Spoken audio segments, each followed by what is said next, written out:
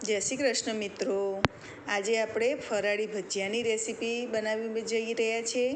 જો મેં આમાં 2 કપ ફરાળી લોટ લીધો છે, એમાં મેં થોડા સિંગદાણા અધકચરા વાટીને લીધા છે, એક મોટો ટુકડો આદુનો લીધો છે જેને મેં છીણી લીધો છે, પછી તેમાં આપણે 2-3 લીલા મરચાં મોટા ટુકડા કરીને ઉમેરીશું।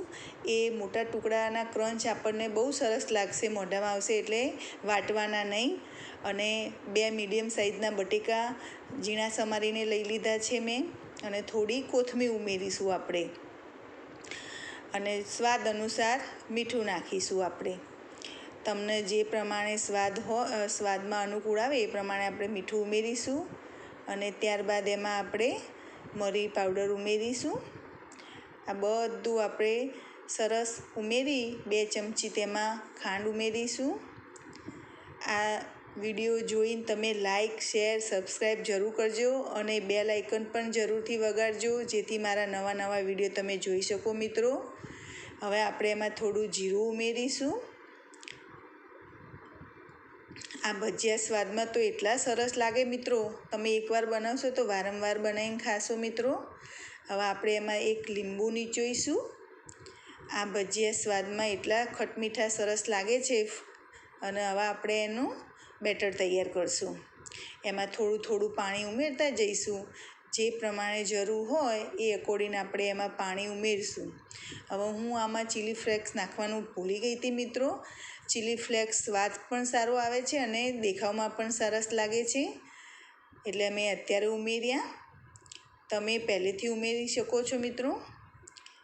આ વિડીયો જોઈ તમે લાઈક જરૂર કરજો, અને તમારા મિત્રો સાથે શેર પણ અવશ્ય કરજો મિત્રો।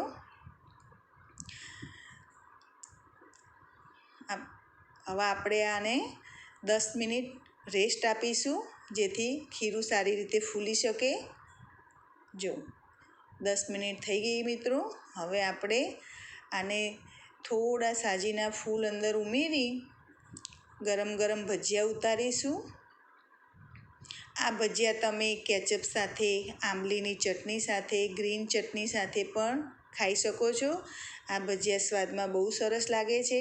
તમે વ્રત હોય ત્યારે આ રીતે ભજીયા કંઈક નવું બનાવીને ખાવાની ઈચ્છા હોય તો આ ફરાળી ભજીયા અવશ્ય બનાવજો।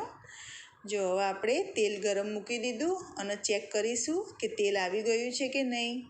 આપણું તેલ સારી રીતે આવી ગયું છે મિત્રો।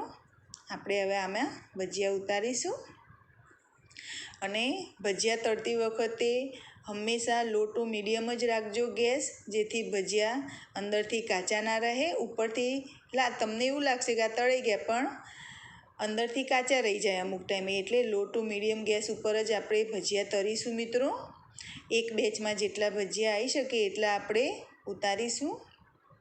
જો હવે આપણે એને થોડા અલટ પલટ કરી લઈશું, અને ભજીયાને એકદમ ગોલ્ડન બ્રાઉન કલરના થાય ત્યાં સુધી આપણે તળીશું। આ ભજીયા ક્રિસ્પી હોય તો એટલા સરસ લાગે છે, એકવાર અવશ્ય બનાવજો। જો હવે આપણા ભજીયા ગોલ્ડન બ્રાઉન કલરના થઈ ગયા છે મિત્રો। હવે આપણે એને એક બાઉલમાં કાઢી લઈશું। આ ગરમ ગરમ તો તમને એટલા સરસ લાગશે મિત્રો।